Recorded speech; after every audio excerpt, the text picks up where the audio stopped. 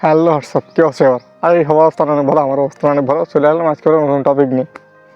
আজকের টপিকটা কি?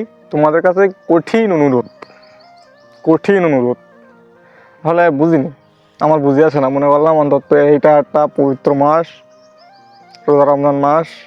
সব মাসই এই মাসটা একটু মানে পবিত্র বেশি আর কি।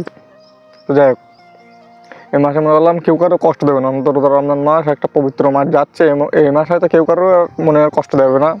সবাই ভালো করে থাকবে, মিলেমিশে চলবে, আল্লাহ আল্লাহ করবে, মনে করলাম। কিন্তু না, প্রথম রোজা শেষ, আজকে দ্বিতীয় রোজা। আমি এই ভিডিওটা বানাচ্ছি দ্বিতীয় রোজায়, মানে 2 নম্বর রোজায় আর কি এই বানাচ্ছি।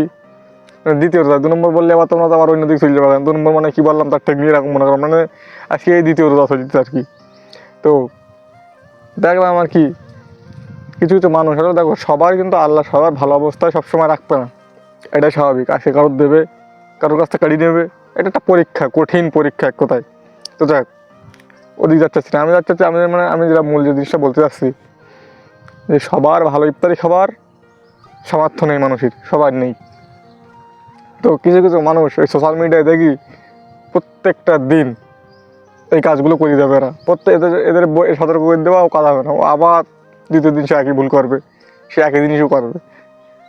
খুব ভালো ভালো ইফতারি কী করবে, সাদাই ভিডিও বানাই খাচ্ছে, সোশ্যাল মিডিয়ায় আপলোড করতে। এটা করার কোনো দরকার, এটা কোনো মানে? ভাই, তোমার সামর্থ্য আল্লাহ দিয়েছে, তুমি খাও, সমস্যা নেই, কোনো প্রবলেম নেই। তুমি একবার মানে গোলা অবধি খাও, একবার গোলা অবধি খেয়ে ওগড়াই দাও খাতে খাতে। কিন্তু এটা সোশ্যাল মিডিয়াতে কোনো প্রশ্ন আসে? কোনো প্রশ্ন আসে না।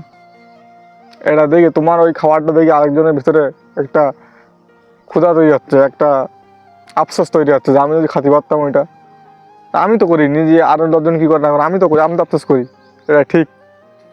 তোমরা খাও, তোমাদের আল্লাহ সামর্থ্য দেশে খাও, সমস্যা নেই, কোনো আমার তো কোনো সমস্যা না। কিন্তু সোশ্যাল মিডিয়া এগুলো দিয়ে সব করে তোমার কী লাভ?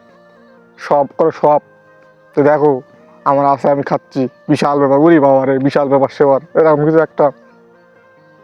এইসব ভণ্ডামি বাদ দাও।